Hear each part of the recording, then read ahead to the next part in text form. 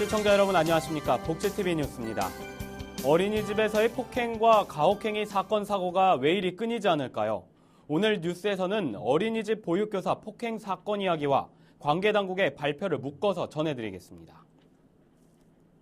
첫 번째 뉴스입니다.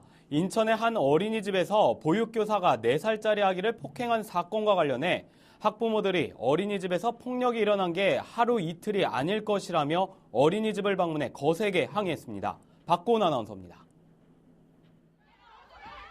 격분한 엄마들이 어린이집 문을 열고 들어갑니다. 이 교실에서 내 아이도 맞았을까? 끝내 분을 참지 못하고 울음을 터뜨립니다. 제발 좀 해주세요. 부탁해요. 저 좀 살게. 문제의 어린이집에 아이를 맡겼던 엄마들은 해당 보육교사의 폭력 행위가 상습적이었을 것으로 보고 있습니다. 주말에는 얼마나 남았어? 막 이렇게도 물어봤기 때문에 모션이 그냥 이렇게 하는 게 기본이래요. 그래서 어떤 아이들은 집에서 이런 행동하는 아이들도 지금 있대요. 폭행이 한 번뿐이었다고 주장하던 어린이집 원장은 부모들의 항의가 빗발치자 뒤늦게 고개를 숙였습니다. 저희 원을 다녔던 모든 아이들과 학부모님들과 이 주변에 계신 분들 또 온 국민분들께 진심으로 사죄드립니다. 많은 심려 끼쳐드려서 너무 죄송합니다. 수사를 통해 폭행의 상습성이 밝혀질 경우 어린이집 관계자들은 엄벌을 피하기 어려울 것으로 보입니다. 부모들은 경찰 수사 결과를 기다리는 한편 어린이집을 상대로 피해 보상을 청구하는 등 법적 대응에 나설 계획입니다. 복지TV 뉴스 박고은입니다. 이번 어린이집 사건과 관련해 교육부 황우여 장관과 보건복지부 문영표 장관이 특단의 대책을 마련하기로 했습니다. 황우여 사회부총리 겸 교육부 장관이 인천의 어린이집 원화 폭행 사건과 관련해 관계 장관들과 특단의 대책을 마련하기로 했습니다. 황 부총리는 아동의 안전을 최우선으로 담보해야 할 어린이집에서 이런 일이 발생한 것에 대해 매우 가슴 아프게 생각한다며 안타까움을 나타냈습니다. 또한 복지부 문영표 장관은 근본 아동학대 사건이 발생한 해당 어린이집에 대해서 운영 정지 처분을 내리고 해당 보육교사에 대해 자격 정지 처분을 할 계획이라고 말했습니다. 국회 본회의에서 전국 도시철도의 스크린도어 설치 의무화와 관련된 법안이 통과됐습니다. 한편 장애계가 용산역 추락 사고와 관련해 기습 시위를 열었습니다. 코레일 측의 공식 사과와 피해 보상에 대한 답변이 있었다고 합니다. 김지영 기자입니다.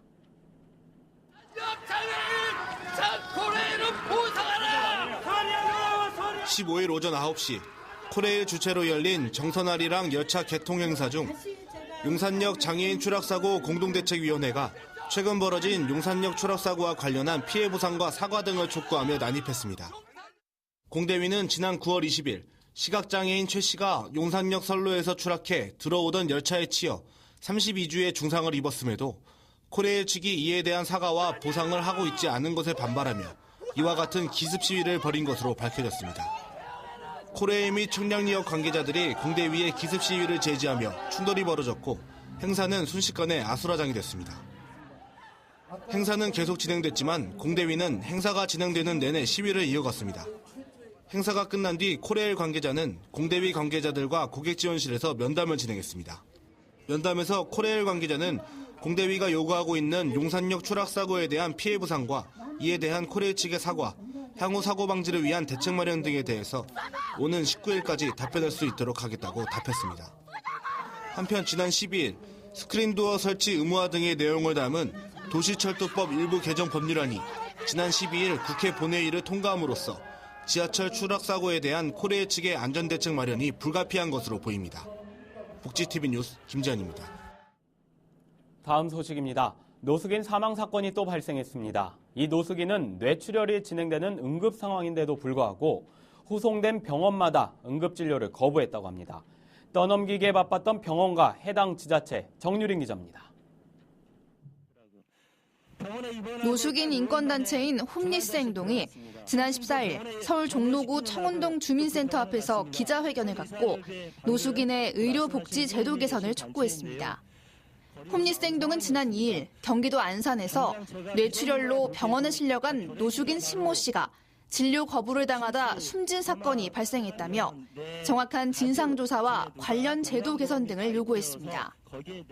단체는 응급 상황이었던 신 씨에 대해 아무런 조치 없이 시간을 허비하고 죽음으로 내몰았던 의료기관과 해당 지자체, 경찰을 비판했습니다. 이거는 사회가 저지른 살인입니다. 의료인 한 명의 과실도 아니고 의료기관 하나의 과실도 아니며 공무원 한 명의 과실도 아닙니다. 그렇기 때문에 이 부분에 대해서는 반드시 규탄하고 반드시 책임을 져야 할 사람은 책임지고 제도 개선이 필요하다고 생각합니다. 한편 이날 기자회견에선 신 씨의 죽음을 통해 드러난 열악한 노숙인 의료 제도가 화두로 떠올랐습니다. 현재 행여 환자에 대한 의료급여 제도를 통해 일정한 거처가 없는 사람이라도 응급 상황에 처하면 치료를 받을 수 있도록 하고 있는데 제도의 선정 기준에 부양의무자 기준이 포함돼 있어 노숙인들의 의료급여 지원에 발목을 잡는다는 겁니다. 일종 급여도 대상이 안 됩니다. 피부양자 되어져 있기 때문에 진료소를 간다는데 진료도 못 받고 있고요. 이 신 씨처럼 억울한 죽음이 더 이상 없었으면 하는 바람입니다. 단체는 노숙인 사망률이 전체 인구 집단의 3배를 넘는 가운데 노숙인 복지정책의 공백이 이들을 죽음으로 내몰고 있다며 신 씨의 죽음에 대한 진상조사와 책임자 처벌, 의료복지정책의 전면 개선이 필요하다고 주장했습니다. 복지TV 뉴스 정유림입니다. 저출산 고령화로 산부인과의원의 개업 대비 폐업률이 다른 과목들과 비교해 가장 높은 것으로 나타났습니다. 지역별 편차도 굉장히 심한 것으로 나타났습니다. 분만이 가능한 종합병원과 의원 등 의료기관 수가 지난 2004년 1,300여 곳에서 지난해 6월 현재 600여 곳으로 줄어 10년 새 절반가량 감소한 것으로 나타났습니다. 통계청과 보건복지부 등에 따르면 전국 232개 시군구 중 산부인과가 없거나 산부인과가 있어도 분만 시설이 없어 출산이 어려운 지역은 23.7%인 55곳이나 됐습니다. 광역지방자치단체별로는 전남이 분만 가능 산부인과가 없는 시군구가 10곳으로 가장 많았고 경북과 경남이 각각 9곳, 강원 7곳 등의 순이었습니다. 한국문화예술위원회가 장애문화예술인들을 대상으로 2015년도 국가 장애인 문화예술 향수 지원 사업 설명회를 개최했습니다. 한국문화예술위원회는 올해 위원회의 장애인 문화예술 향수 지원 사업은 전년도와 마찬가지로 25억 5천만 원을 투입한 총 8개로 오는 3월부터 11월까지 진행한다고 말했습니다. 문화위는 지원 신청을 오는 26일부터 30일까지 받으며 신청은 국가문화예술지원 시스템을 통해 개별적으로 가능하다고 설명했습니다. 다음 뉴스입니다. 복지TV 전남지사가 순천시 조충은 시장을 직접 만나 순천시의 복지 서비스에 대한 이야기를 담아왔습니다. 안녕하십니까. 순천시장 조충은입니다. 이제 순천은 시민의 체감 행복도 전국 1위를 목표로 힘차게 항진을 시작했습니다. 우리의 복지 문제도 상당한 변화를 가져올 겁니다.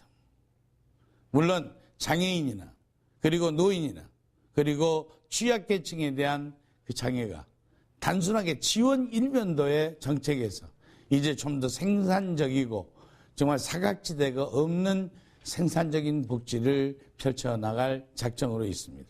우리는 작년에 9988 쉼터라고 하는 경로당을 독거노인의 주거지로, 집단 주거지로 만들므로 해서 독거노인들에게는 희망과 그리고 건강을 주었고 그러한 독거노인을 한꺼번에 집단 거주함으로써 생기는 에너지가 그 마을을 생산적으로 바뀌었다는 성공 사례를 봐왔습니다.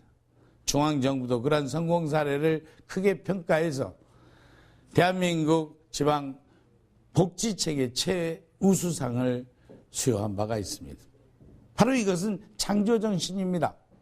단순하게 노인을 보호하고 경로당을 관리한다는 단순 논리에서 이제 실질적으로 노인들을 위한 복지의 질을 높여나가는 과정입니다. 장애인 복지도 한 걸음 더 나갑니다. 우리 순천에 선해학교가 있습니다.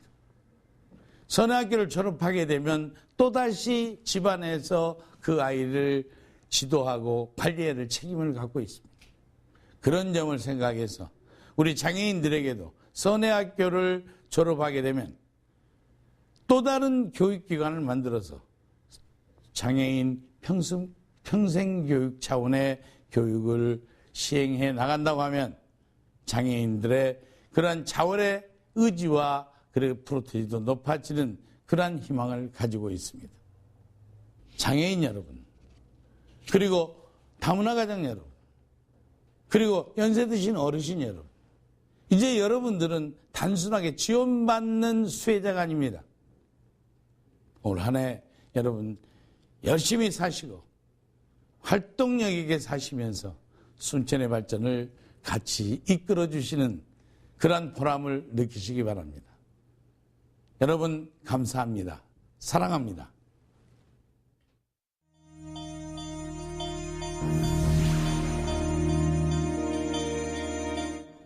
이어서 간추린 뉴스를 전해드립니다. 대전지방법원 제11형사부는 자신이 돌보던 지적장애아를 추행하고 성폭행한 장애인 활동보조인에게 징역 8년과 성폭력 치료 프로그램 80시간 이수를 선고했다고 밝혔습니다. 재판부는 자신을 스스로 지키고 보호할 능력이 부족해 특별한 보호와 관심이 필요한 장애아를 상대로 한 죄질이 좋지 않다며 어린 피해자가 적지 않은 정신적 고통과 성적 수치심을 느꼈을 점 등을 비춰보면 엄벌할 필요가 있다고 양형 이유를 설명했습니다.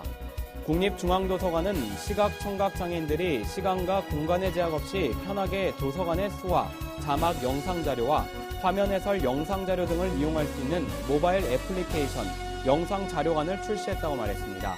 영상 자료관 앱을 활용하면 국립중앙도서관이 소장하고 있는 청각 장애인용 수화 영상 도서 자료와 자막 영상 자료, 시각장애인용 화면 해설 영상 자료 등 총 2,247점을 자유롭게 감상할 수 있습니다.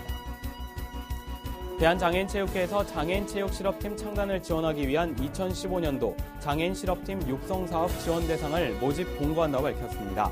실업팀 지원 대상은 장애인 스포츠 실업팀을 창단하는 기관, 단체와 장애인 선수를 신규로 채용하는 비장애인 체육실업팀 또는 기존 장애인 체육실업팀으로 접수는 다음 달 10일까지입니다. 국회가 오는 3월 탈북 청소년의 사회 적응을 돕는 교육과정을 마련한다고 밝혔습니다. 정의학 국회의장은 탈북 청소년들을 국회로 초청해 점심 식사를 한 자리에서 국회에서 3월부터 탈북인들을 위한 주말 국회 교실을 열어 대한민국에서 살아가면서 꼭 알아야 할 것을 공부할 수 있도록 준비하겠다고 말했습니다. 서울 영등포구는 관내 대형 병원들과 협력해 지역 저소득층 아동 125명을 대상으로 무료 건강검진을 한다고 밝혔습니다. 이번 검진은 초등학교 3학년부터 6학년까지를 대상으로 합니다.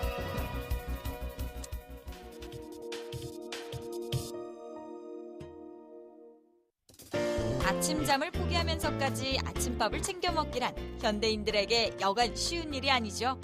그런데 다이어트 중이시라면 아침 식사는 꼭 해야 한다는 것. 이번 시간 건강해지는 팁에서는 건강하게 다이어트하는 비법 7가지를 소개합니다. 다이어트 성공 비법 하나. 아침밥 꼭 먹기. 다이어트의 핵심은 지방을 없애는 것인데 아침을 굶으면 몸속 세포들이 지방을 축적하기 때문입니다. 우리가 아침을 굶게 되면 우리 몸의 세포들은 그 들어오지 않은 에너지를 흡수하기 위해서 일종의 기아 상태가 됩니다. 이때 들어오는 음식은 기아 상태였기 때문에 무조건 흡수해서 우리 몸을 위해서 에너지로 쓰는 것이 아니라 언제 또 굶을 수 있으니까 바로 축적을 해서 우리 몸에 남겨놓으려고 하거든요. 그렇게 되는 축적 자체가 결국에는 체지방으로 되는 거기 때문에. 성공 비법 둘. 다이어트에 성공하는 사람들은 잠시도 몸을 가만히 두지 않는 습관을 갖고 있는데요. 양치질을 할 때도 기마 자세로 하고 TV를 볼 때도 몸을 움직입니다. 또 설탕과 소금, 밀가루와 음료수를 멀리하는 특징이 있죠. 자극적인 음식보다는 싱겁게 먹는 것도 잊지 마셔야 합니다. 음식물은 천천히 오래 씹고 저녁밥은 7시 이전에 먹는 것이 좋습니다. 매일 1시간 유산소 운동을 하는 것보다는 하루에 30분이라도 운동을 하셔서 체지방은 연소하면서 근육량을 올리는 것이 굉장히 중요합니다. 체지방 자체가 우리 몸에 굉장히 많은 부분의 에너지를 소모하는 장기이기 때문에 반드시 근력 운동이 함께 따라가줘야 되는 것이 중요합니다. 다이어트를 위한 좋은 습관은 최소한 2개월간 유지해야 자신의 것이 됩니다. 또 이렇게 유지한 체중은 6개월 이상 지속돼야 비로소 자신의 체중이 됩니다. 다이어트를 하는 기간 동안에 조급함을 버리는 것은 매우 중요합니다. 일상이 되어버린 다이어트. 이제는 그만 끝내고 싶다면 이번 시간 알려드린 다이어트에 성공하는 7가지 방법으로 건강하게 성공하세요. 이야기가 있는 시간 오늘의 영상 함께 보시죠. 한 생활용품 매장 입구입니다. 경사로의 끝을 상품 진열대가 막고 있다는 사실을 점원들은 모르는 걸까요? 경사로는 장애인이나 노약자에게는 일상생활을 하는 데 있어서 꼭 필요한 편의시설입니다. 네, 우리가 생활하는 곳곳에 여전히 이동약자를 위한 배려가 많이 부족한 게 현실입니다. 더욱이 잘못된 안전편의시설들이 이동약자에게 큰 위험이 되고 있는데요. 이동약자에 대한 작은 배려 절대 어렵지 않습니다. 복지TV 뉴스를 마칩니다. 시청해주신 여러분 고맙습니다.